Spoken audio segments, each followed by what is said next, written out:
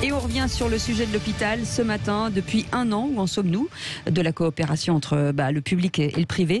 Lamine Garbi est avec nous ce matin, docteur en pharmacie, président de la Fédération de l'hospitalisation privée. Bonjour, bienvenue. Bonjour. Bonjour, merci d'être avec nous. Alors, il y a déjà des tensions dans les hôpitaux publics, notamment en Île-de-France, en raison du Covid.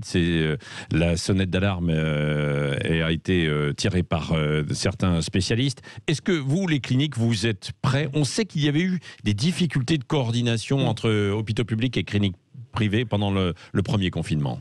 Oui, sur la vague 1, ça avait été un petit peu compliqué. La mise en route avait été longue et quelquefois laborieuse, mais on y était arrivé. Donc, je retiens le fait que la complémentarité a été de mise première vague. La deuxième vague, ça s'est bien passé. Aujourd'hui, je pense qu'il faut rappeler, que les cliniques privées sont une partie intégrante de lutte contre ce Covid, tant en réanimation qu'en hospitalisation de médecine ou de soins de suite. Et il faut rappeler que sur l'ensemble des territoires, nous disposons de capacités. Et c'est vrai qu'aujourd'hui, je constate que certains territoires sont moins mobilisés que d'autres.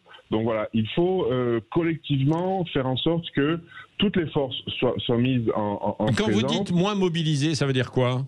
Il y a des inégalités, c'est-à-dire sur certains territoires, nous prenons en charge entre 20 et 30% des patients Covid, soit en médecine, soit en réanimation, et d'autres territoires, d'autres régions où c'est 7 à 8%. Donc je pense que collectivement, on peut mieux s'organiser, faire en sorte que le privé soit pleinement associé. Bon, voilà, mais est-ce que les hôpitaux publics sont prêts quand même aussi à vous envoyer des malades? J'ai l'impression, honnêtement, pour avoir des retours de terrain, que ce n'est pas toujours le cas.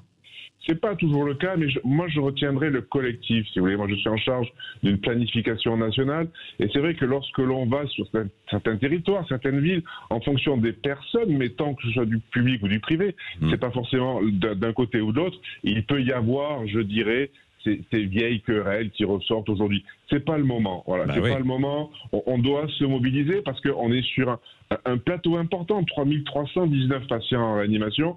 C'est important. On ne sait pas si ça va baisser. On l'espère, on l'attend. Mais si ça continue à monter, voilà. Et je constate que lorsqu'il y a des tensions fortes sur les territoires, là oui, on se rappelle un peu que le privé existe, et lorsque c'est en tension normale, on nous oublie un peu, et voilà, donc d'un point, Lamine Garbi, sur l'Île-de-France, où c'est là où c'est le plus chaud, est-ce que on a déjà fait appel à vous, là, pour dire, est-ce que vous êtes mobilisés? Ça va se faire ou pas?